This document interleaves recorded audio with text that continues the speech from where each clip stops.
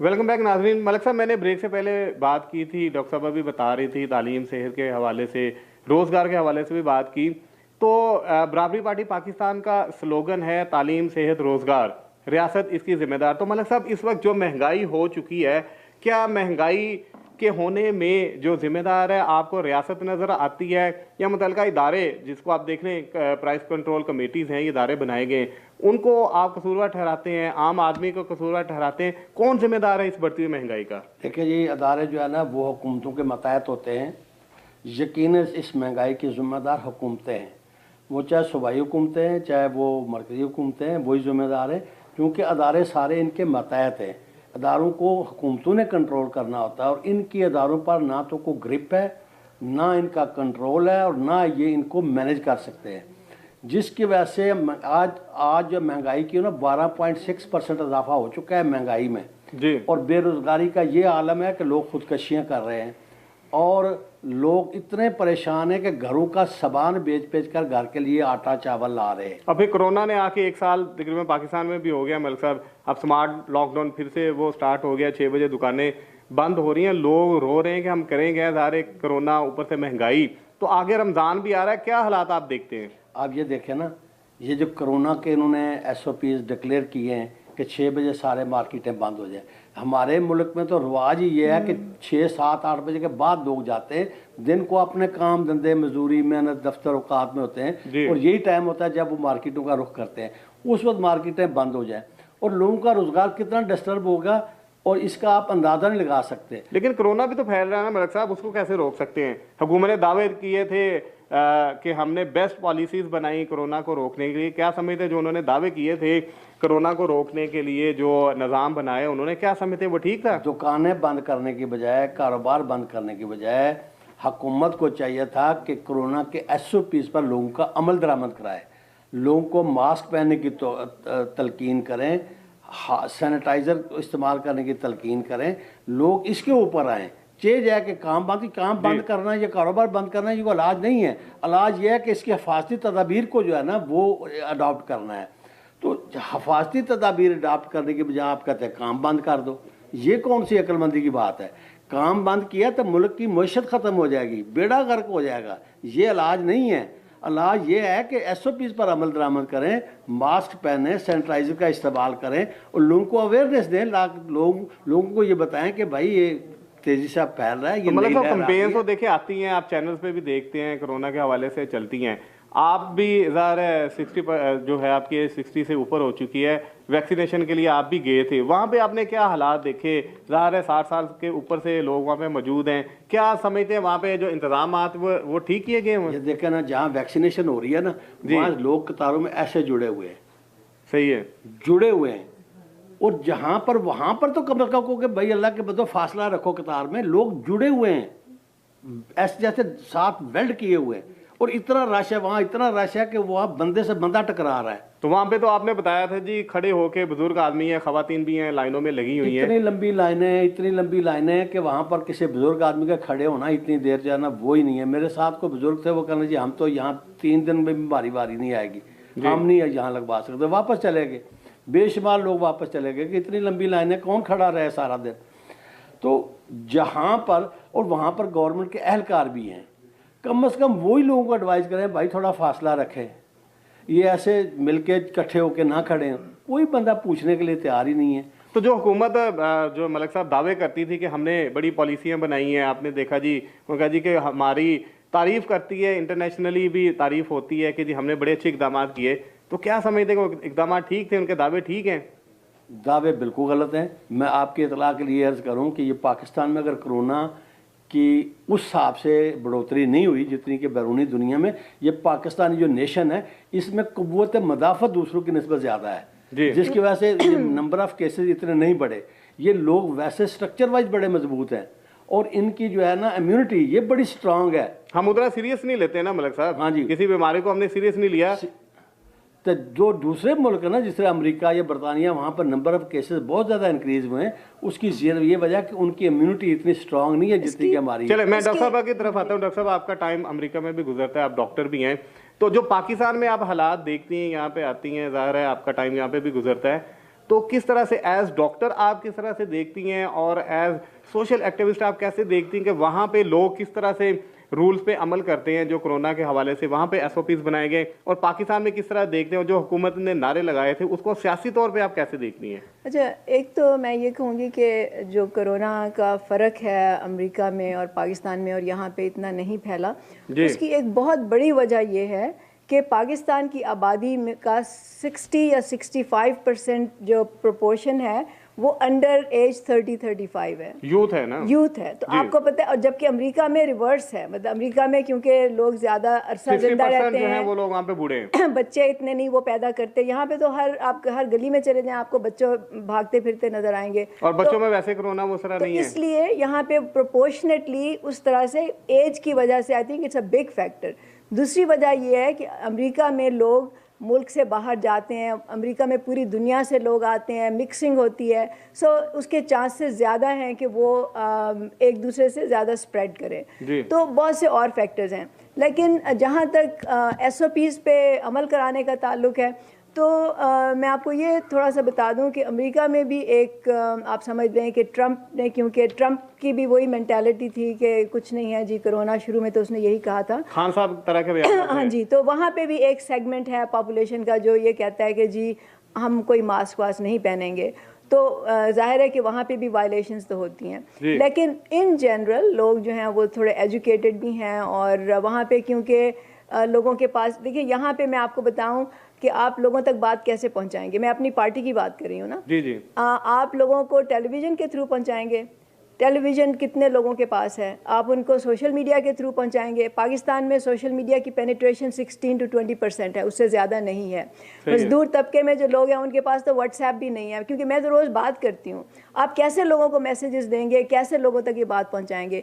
तो ये तो ऑन ग्राउंड कैंपेन होना चाहिए था आपके पास, और अगर लोकल गवर्नमेंट सिस्टम आपका स्ट्रांग होता, ये लोकल गवर्नमेंट सिस्टम की रिस्पॉन्सिबिलिटी थी, लोकल गवर्नमेंट के जो अदारे हैं उनके थ्रू आप महल्ले और गलियों गलियों में जा सकते थे। टाइगर फोर्स बनाई ना खान साहब ने मैडम? नहीं, टाइगर फोर्स तो उन्होंने लोकल गवर्नमेंट सिस्टम से अलग होकर अपना एक नाम और अपना एक आपने टाइगर फोर्स का कोई देखा आपने मैडम? वो भी ऑन ग्राउंड कहीं नजर ही नहीं आई, वो नजर नहीं आई, और वो तो एक नारा था और एक शोशा था जो इमरान खान हमेशा एक शुरू कर देते हैं, लेकिन हम समझते हैं कि बुनियादी अदारे जो हैं वो लोकल गवर्नमेंट, अगर लोकल गवर्नमेंट सिस्टम मजबूत होता तो आपको लोगों तक को राशन पहुंचाने में भी आसानी होती, लोगों तक इमदाद पहुंचाने में भी आसानी होती, कोई बीमार होता उसको आप मुनासिब सहूलियात भी दे सकते होते हैं ना, अपने इलाके को लोगों के बारे में अच्छी तरह जानते हैं। तो इसीलिए मैं कह रही हूँ कि लोकल गवर्नमेंट सिस्टम आपकी बुनियादी जो आपकी डेमोक्रेसी होती है उसकी आपकी वो कहते हैं ना रूट होती है। जी। आप रूट नहीं है तो आपने हवा में एक तो महल खड़ा कर दिया ना, उसका ज़मीनी हक़ाइक़ से कोई ताल्लुक नहीं है। इस मुल्क में जो भी निज़ाम चल रहा है फ्रैंकली उसका लोगों से, आम लोगों से कोई ताल्लुक नहीं है। वो सोशल मीडिया पे इमरान खान का एक उन्होंने स्टैंडर्ड बना दिया है, उनका एक उन्होंने इमेज बना दिया है, इसी तरह बाकी चीज़ें भी ऐसे ही हो रही हैं। तो ये तो एक सिस्टम ही ऐसा है कि जिसमें आम लोग जो है वो एक तरफ कर। महंगाई के हवाले से आप कैसे देखती हैं? आप अमेरिका में रहती हैं, वहाँ की हुकूमत अपने आम आदमी को किस तरह रिलीफ देती हैं? जो बेरोजगार हैं, जो नहीं कमा सकते, वहाँ पे कंपैरिजन कैसे करती हैं? पाकिस्तान में जो हालात देख रही है, पढ़े लिखे लोग भी इस वक्त बेरोजगार हैं, कोरोना की वजह से तो और हम मुतासर हुए हैं, लेकिन इसके अलावा भी नौकरियां नहीं है। खान साहब ने 1 करोड़ नौकरियों का वादा भी किया, लेकिन 2.5 साल में सिर्फ अभी उन्होंने 1000 वो घर दिया है। क्या नजर आता है यहाँ पर महंगाई के हवाले से? स्पेशली आप लोगों का स्लोगन भी है महंगाई को फांसी दो, क्योंकि जवाब साहब से जब मेरी भी बात होती है वही कहते हैं कि आम आदमी के लिए महंगाई नहीं होनी चाहिए, उन्हें खाना पीना सस्ता मिलना चाहिए। किस तरह से आपकी पार्टी देखती है आप, और इसको पर्सनली भी कैसे देखती हैं? देखिए, जो महंगाई है वो नतीजा है इस मुआशी निज़ाम का, ठीक है ना। तो महंगाई जो है वो तो जब आप फॉर प्रॉफिट कोई भी चीज़ करेंगे, आप कहेंगे कि अगर आप आटा बेचेंगे, चीनी बेचेंगे तो आपको इतना मुनाफा मिलेगा, तो और उस पर कोई कंट्रोल नहीं होगा रियासत का, तो जाहिर है कि अगर आपने प्राइवेट सेक्टर के हवाले वो छोड़ दिया है कि आप जो मर्जी करें, तो फिर वो तो करेंगे ना, जहाँ पे उनको मौका मिलेगा वो अपना प्रॉफिट। तो मैडम कमेटियां, प्राइस कंट्रोल कमेटी, डिपार्टमेंट, या फिर किस लिए इनको फारिग कर दें? ज़ाहिर हुकूमत पे बोझ है ना फिर। उनका कोई फायदा नहीं, लेकिन मैं रोजगार पे बात करना चाहूँगी, क्योंकि ये एक बहुत ही इंपॉर्टेंट, क्योंकि हम तो समझते हैं कि जो नौजवान हैं उनके इस वक्त 2 मसाइल हैं। एक तालीम, क्योंकि बहुत से नौजवान जो हैं वो फाइनेंशियल रीजंस की वजह से आपके तालीम छोड़ देते हैं, मतलब इंटर के बाद, मैट्रिक के बाद वो आगे पढ़ ही नहीं सकते। ये एक बहुत ही बड़ा रियासत का फेलियर है, जिस जहाँ पे नौजवानों को तालीम ना मिल सके, वो रियासत हम समझते हैं कि चैलेंज हो और जाती फिर है। तालीम भी कैसी, कोई प्रैक्टिकल हाँ। नहीं है, किताबें पढ़ाते हैं और वो भी बेमानी से होती हैं।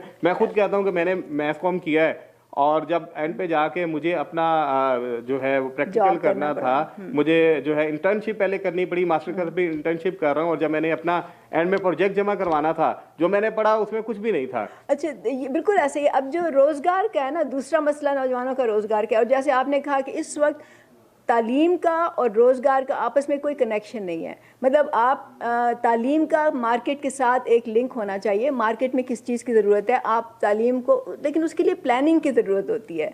यहाँ पे कोई प्लानिंग नहीं है। तो रोज़गार जो है एक बहुत बड़ा इशू है। आप रोज़गार दें लोगों को, और सिर्फ रोज़गार नहीं, उसका मुनासिब आपकी उजरत भी होनी चाहिए, इनकम भी। 17,000 की, 15,000 की, 14,000 की जो मुलाजमत है या जो जॉब है या जो भी मजदूरी करता है, हम समझते हैं उसको जॉब नहीं समझते हैं उसको। अच्छा, तो अमेरिका की आपने बात की, तो वहाँ पे प्लानिंग होती है। आप जो भी मंसूबा बनाते हैं उसका एक जो पहलू होता है वो ये होता है कि इससे कितने जॉब्स क्रिएट होंगे। जब उसको इवेलुएट किया जाता है तो ये कहा जाता है कि ये इस पे इतना खर्च आएगा, वो पैसे कहाँ से आएंगे, और ये जब मंसूबा पूरा होगा कितने दिन में काउंसलिंग होगा, का कॉन्सेप्ट है ना मैडम, और वहाँ पे इसमें जॉब कितने क्रिएट होंगे। फिर ये है कि जो जिस शोबे में भी जॉब होते हैं उसके लिए आपको ट्रेनिंग देनी पड़ती है। यहाँ पे तो आपकी अनस्किल्ड लेबर है सारी, पत्थर कूट रहे होते हैं बैठ के और बस मट्टियाँ ढो रहे होते हैं और वो ईंटें ढो रहे हैं, ये आपकी लेबर है। ना इस पे कोई ट्रेनिंग का कॉन्सेप्ट है, ना रियासत ने कभी उनको ये अगर आप पढ़े लिखे भी ना हो तो आपको इतना ज़रूर पढ़ाया जा सकता है या लिखाया जा सकता है, आपको बेसिक ट्रेनिंग तो आप दे दें।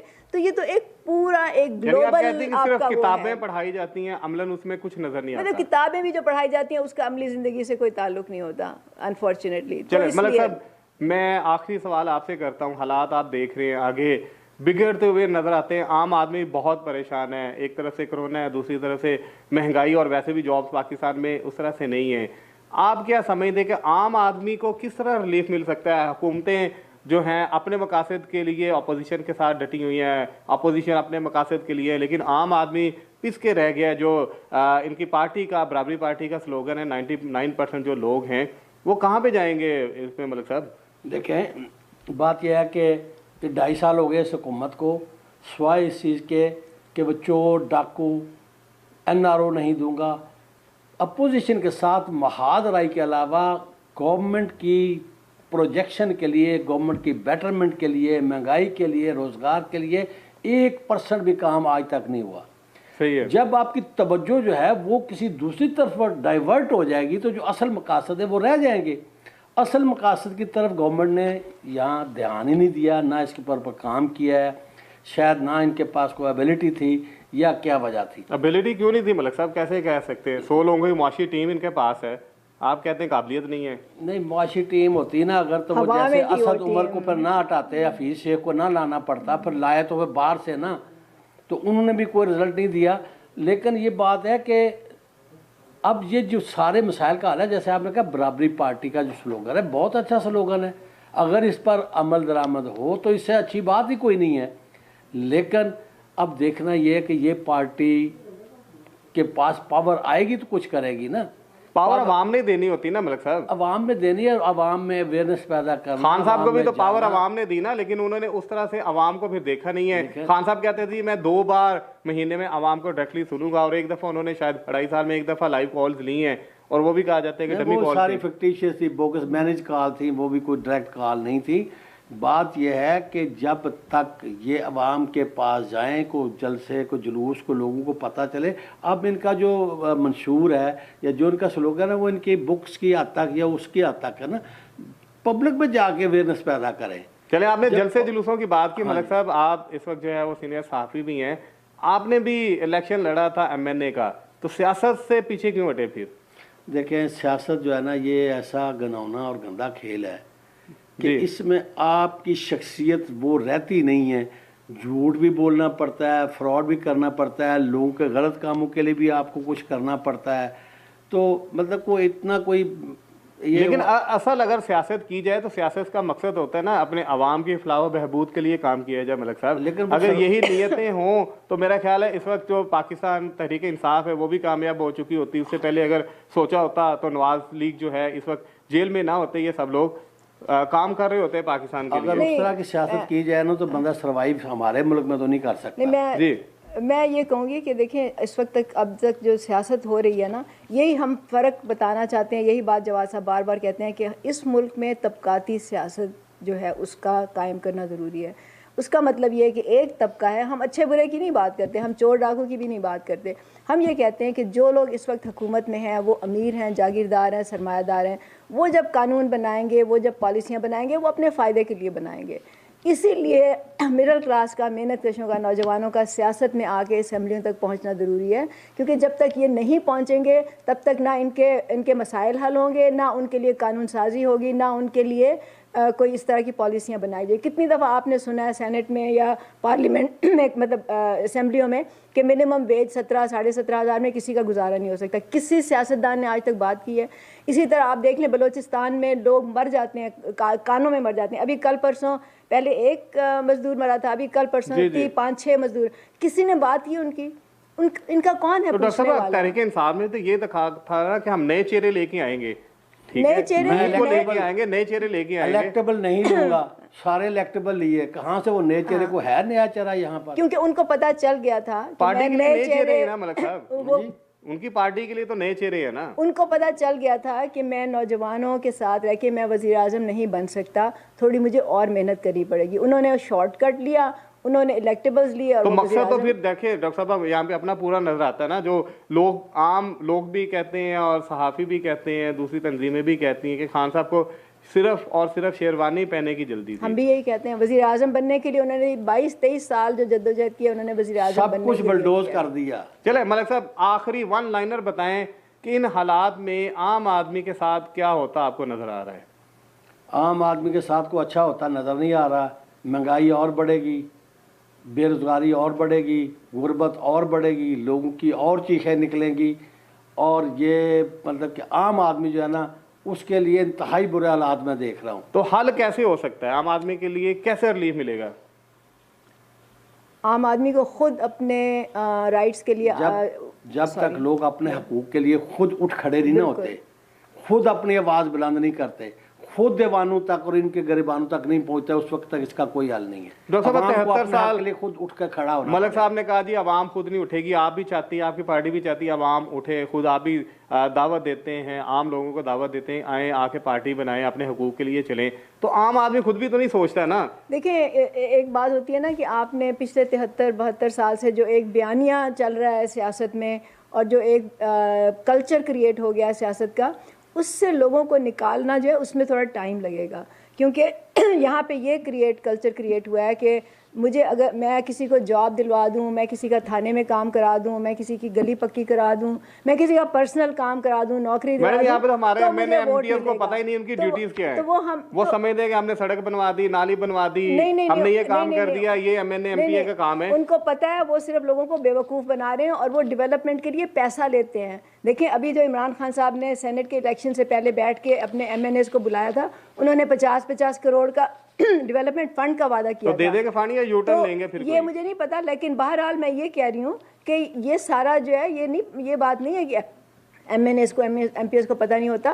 ये लोगों को बताते हैं कि हमने ये काम किया, हमने तुम पे इतना बड़ा एहसान किया कि अब तुमने हमेशा पूरी जिंदगी हमें ही वोट देना है, गुलाम रहना पार्टी का, ये हम निकालना चाहते हैं लोगों को इस माइंडसेट से। और जब तक वो नहीं निकलेंगे, हम नहीं समझते कि उनका कुछ होगा, उनकी आइंदा नस्लों का कुछ होगा। तो एक्चुअली जो कहते हैं ना, the ball is in their court, अवाम के सामने है, ये अवाम का फैसला है। वो उठेंगे, वो बात करेंगे, वो हिम्मत करेंगे, मेहनत करेंगे, आवाज़ उठाएंगे तो उनका कुछ होगा, नहीं तो वो इसी तरह सर झुकाते रहें, लोगों के सामने हाथ फैलाते रहें और मांगते रहें। That is going to be their destiny. Doctor Shahnaz Khan आपका बहुत शुक्रिया, मलिक साहब आपका बहुत शुक्रिया।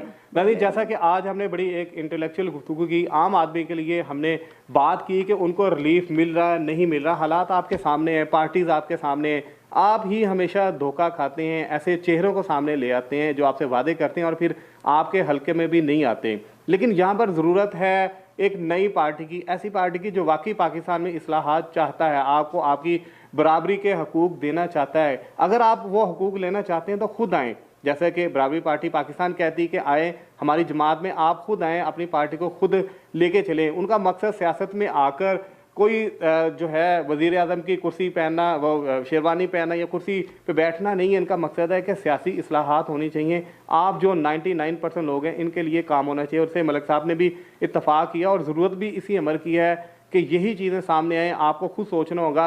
अगर आप 73 साल के बाद आप खुद नहीं सोच सकते तो इसके ज़िम्मेदार फिर आप ही हैं। अपने प्रोग्राम में अपने फीडबैक से आगाह कीजिएगा। इजाज़त दीजिए। अल्लाह हाफिज़। शुक्रिया।